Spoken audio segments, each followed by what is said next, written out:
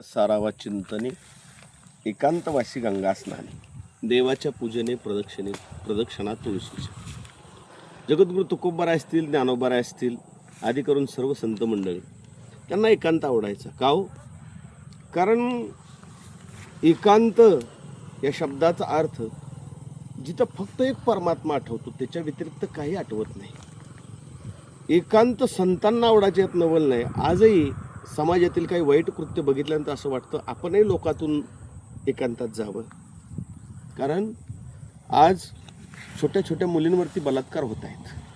काय या समाजात राहून उपयोग आहे? संतांनी एकांतप्रियता का दाखवली याच्या मागचं हेच कारण असावं. कदाचित लोक भविष्यामध्ये अशा छोट्या छोट्या मुलींना सुद्धा सोडणार नाहीत. त्याच्यामुळे तुकोबारायांनी अशा लोकांसाठी कदाचित चांगली लोक आली तर आम्ही त्यांचा सत्कारही करू आणि वाईट लोक आली तर त्याच्या माथ्यावरती आम्ही काठी मारू.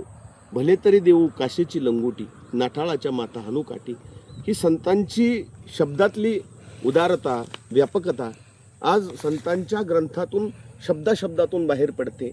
म्हणून कदाचित हा एकांतवास संतांना भावला असावा. संतांना माणसांपेक्षा वृक्षवल्ली आम्हा सोयरी, वनचरी पक्षी सुस्वरी आळवती. लोकांच्या आळवण्यापेक्षा पक्ष्यांचा आवाज त्यांना सुस्वर वाटला. कारण पक्षी प्राणी कधी निसर्ग सोडून कृत्य करत नाहीत. म्हणून आज एवढ्या छोट्याशा चिमुकलीवरती बलात्कार झाला. फार मनापासून वाईट वाटतं आणि वाटतं या लोकात राहण्यापेक्षा एकांतात जावं.